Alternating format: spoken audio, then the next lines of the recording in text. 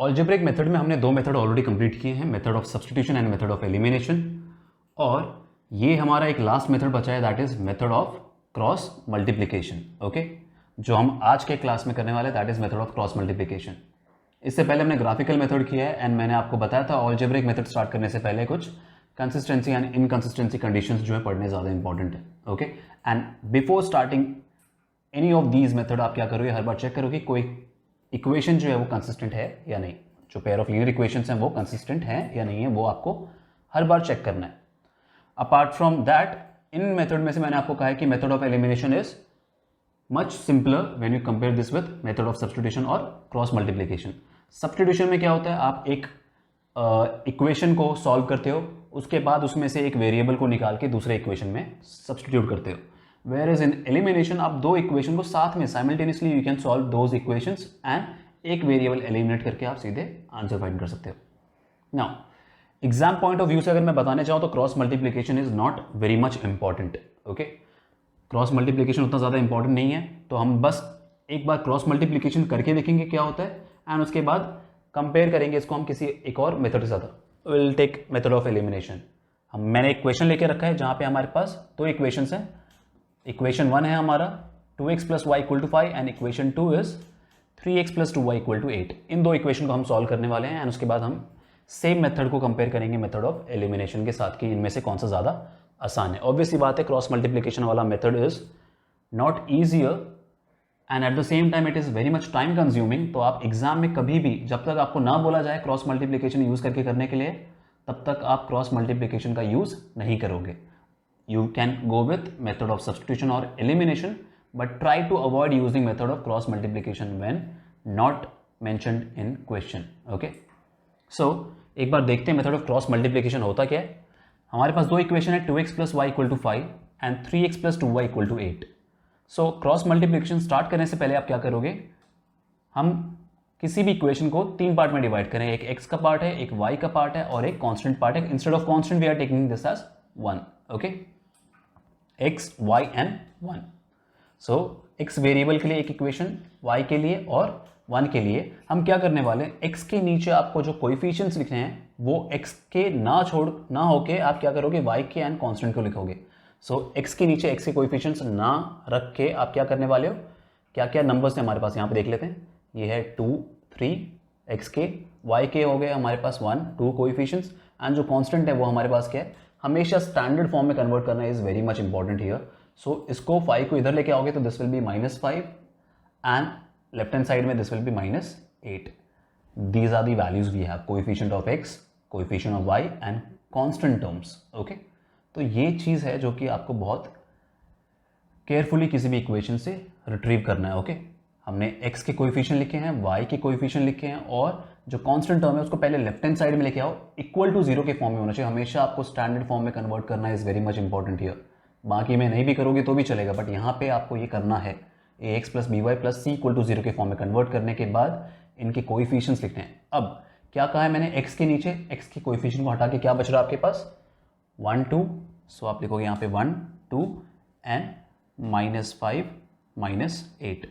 आपका साइकिल किस तरीके से चलने वाला है, your cycle will go like this, यहाँ से स्टार्ट हो रहा है और वहीं पे एंड होगा। ठीक है, at this point. So it is 1, 2 लिख दिया मैंने, -5 -8, देन -5 -8 के बाद वापस क्या लिखना है आपको, 2, 3 एंड अगेन एंड करना है किस पे, 1, 2 पे। तो ये करने के बाद आपको क्या समझ में आएगा यहाँ पे, दैट जो आपने x के नीचे लिखे हैं वो y और कांस्टेंट टर्म्स हैं, y के नीचे y के कोएफिशिएंट्स नहीं आके क्या आने वाले हैं, जो कांस्टेंट एंड x के टर्म्स हैं, और जो 1 है उसके नीचे क्या आ रहा है आपका x का एंड y का coefficients. Okay, now what is the use of this. Okay, अब आपको क्या करना है, इक्वेशन फॉर्म करना है इनमें।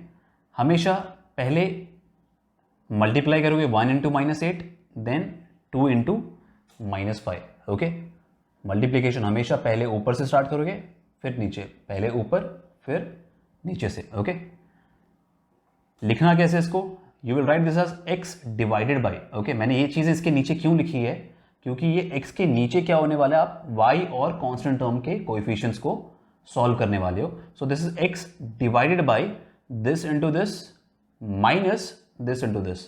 पहले ऊपर वाला उसके बाद फिर ये नीचे वाला, तो this is 1 into -8 minus 2 into -5 x divided by ये किया आपने, फिर इक्वल टू करना है आपको y डिवाइडेड बाई क्या हो जाएगा, this into this minus this into this. Okay, हर बार बीच में माइनस का साइन आने वाला है और हमेशा पहले ऊपर से स्टार्ट होगा फिर नीचे से स्टार्ट होगा। तो ये हो गया आपका -5 इंटू 3 -8 इंटू 2। ओके, लास्ट है हमारा equal to 1 divided by 2 into 2 -3 into 1। Clear है? एक और बात समझ लो, x के नीचे x के कोएफिशिएंट्स नहीं आने वाले, y के नीचे y के कोएफिशिएंट्स नहीं, और कांस्टेंट के नीचे कांस्टेंट के कोएफिशिएंट्स नहीं होंगे। उस तरीके से लिखने के लिए हमने क्या किया है, यहाँ पे हमेशा y से स्टार्ट करोगे y पे एंड करेंगे, तो दिस इज 1 2 -5 -8 2 3 एंड अगेन 1 2 1 2 से स्टार्ट हो रहा है 1 2 पे एंड हो रहा है। x के नीचे x को छोड़ के बाकी कोएफिशिएंट सॉल्व करने में, सॉल्व करते समय क्या ध्यान में रखना है आपको, पहले ये मल्टीप्लाई होगा ऊपर वाला, उसके बाद ये नीचे वाला मल्टीप्लाई होगा। ठीक है, तो एरो मैंने बना के रखा है आपको, तो this is 1 into -8 -2 into -5 -5 into 3 -8 into 2 2 into 2 -3 into 1। That is what we have done. अब सिंप्लीफाई करते हैं इसको, ये हो गया आपका x, दिस इज -8 माइनस हो जाएगा आपका +10, this is equal to y, this is -15 minus plus हो गया और 8 into 2 is 16, this is 1, this is 2 into 2 4 -3। और सिंप्लीफाई करने चाहें तो this is -8 plus 10 is 2, this is -15 plus 16 is 1 and this is 1/1। अब हम क्या करेंगे, एक एक करके कंपेयर करेंगे। पहले मैं x/2 को 1 से कंपेयर करता हूँ। अननोन को आप क्या करोगे, हर बार कांस्टेंट से कंपेयर करोगे। तो if I compare x/2 because x/2 is also equal to 1, तो x/2 को अगर मैं 1 से कंपेयर करता हूँ, x का वैल्यू क्या आ रहा है, 2 आ रहा है। फाइन, नेक्स्ट स्टेप में मैं क्या करता हूँ, y को कंपेयर करता हूँ, तो y/1 इक्वल टू 1 दिए, y/1 इक्वल टू 1/1 है, तो ये हो गया y का वैल्यू कितना, 1, x is 2 and y is 1। इसको मैं वेरीफाई कर लेता हूँ सही आया है या नहीं आया, तो ये 2 है, तो x की जगह 2 डालने पे ये हो जाएगा 2 into 2 4 plus 1 is 5। That means हमने जो आंसर निकाला वो क्या है, हमारा वेरीफाई कर रहा है इक्वेशंस को, that means it is correct. Okay, थोड़ा ट्रिकी है इस चीज़ को कर पाना, आपको ये मेथड ध्यान में रखना है। एट द सेम टाइम इस चीज़ का ध्यान रखना है कि हमेशा जो आप ऊपर से मल्टीप्लाई करोगे पहले, उसके बाद नीचे से, बिकॉज अगर इनके बीच में साइन क्या है, अगर प्लस होता तो कोई प्रॉब्लम नहीं होती, बट साइन जो है इनके बीच में माइनस का है, that is the only reason अगर आपका ये ऑर्डर थोड़ा भी स्विच हुआ तो your answer will be wrong. आपका टाइम वेस्ट भी अलग होगा एंड आपका आंसर भी नहीं आ पाएगा इस तरीके से। तो इसको थोड़ा मेमोराइज करके रखना है आपको कि x के नीचे x के कोएफिशिएंट्स नहीं आने हैं, y के नीचे y के कोएफिशिएंट्स नहीं, एंड कांस्टेंट के नीचे कांस्टेंट के कोएफिशिएंट्स नहीं आ रहे। उसके बाद आपको कैसे मल्टीप्लाई करना है, बीच में माइनस का साइन हमेशा ध्यान रखना, ये इंपॉर्टेंट है, माइनस साइन लेना, एंड उसके बाद यू विल सॉल्व। वहीं पे अगर मैं इस चीज़ को मेथड ऑफ एलिमिनेशन से करता हूँ, तब देखते हैं कितनी मेहनत होती है। यहाँ तो आपको प्रोसीजर के साथ साथ साइन और ये ऑर्डर का भी ध्यान रखना है, but when we talk about method of elimination जो हमने लास्ट क्लास में किया है, यहाँ पे आप क्या करते हो, चेक करते हो कि किसका कोएफिशिएंट है। जैसे y है यहाँ पे 2y, इसको अगर मैं 2 से मल्टीप्लाई कर दूँ तो क्या हो जाएगा, y के कोएफिशिएंट सेम हो जाएंगे, राइट। तो ये यहाँ पे मैं क्या यूज़ कर रहा हूँ, elimination of y we are using, okay, because इसमें खाली एक इक्वेशन को मल्टीप्लाई करने से हमारा काम बन जा रहा है। पहले इक्वेशन को 2 से मल्टीप्लाई करने से काम हो जाएगा। वेरएज अगर मैं x को लूँगा तो इसको 3 से मल्टीप्लाई करना पड़ेगा, इसको 2 से मल्टीप्लाई करना पड़ेगा, इनके कोएफिशिएंट को सेम करने के लिए। एनीवे y की बात करते हैं, ये को मैं पहले इक्वेशन को 2 से मल्टीप्लाई करने पे ये हो जाएगा 4x plus 2y equal to 10। दूसरा इक्वेशन हमारा 3x plus 2y equal to 8। क्या ध्यान में रखना है, जिनको आपने सेम किया है अगर उनके साइन भी सेम है तो आप सबट्रैक्ट करते हो, तो सबट्रैक्ट करने से कैंसिल हो गया, 4x माइनस 3x होता है x, 10 माइनस 8 होता है 2, x का वैल्यू आ गया 2। x के वैल्यू को आप पहले इक्वेशन में डाल दो तो ये हो जाएगा 2 into 2 plus y is equal to 5, 4 plus y is equal to 5, y is equal to 5 minus 4 is equal to 1, x का वैल्यू 2, y का वैल्यू 1। वही आंसर आया है जो हमें क्रॉस मल्टीप्लिकेशन में आया था। जितने में लेकिन आप क्रॉस मल्टीप्लिकेशन के पहले स्टेप को लिखोगे उतने में ये पूरा आंसर भी आपका सॉल्व हो जाएगा। Okay, so that is the only reason I am saying कि in exam unless until it is specified कि आपको क्रॉस मल्टीप्लिकेशन यूज करना है, आप क्या करोगे, क्रॉस मल्टीप्लिकेशन यूज नहीं करोगे, you will only go for method of substitution और elimination.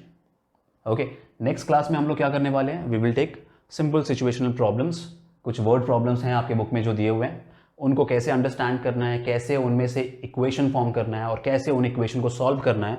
Eight the same time last topic होगा हमारा equation reducible to linear equation, जहाँ पे इक्वेशन आपको देख के लगेगा कि वो लीनियर फॉर्म में नहीं है but it can be converted into linear equations. तो ये 2 टॉपिक हमारे बच गए। हमने graphical method and algebraic method complete कर लिया है। अब हमारा आगे जो भी है मेन फोकस है वर्ड प्रॉब्लम्स पे एंड कैसे लीनियर इक्वेशन बना के सॉल्व करना है उसे। Okay, so I will see you for next topic in next class. Thank you.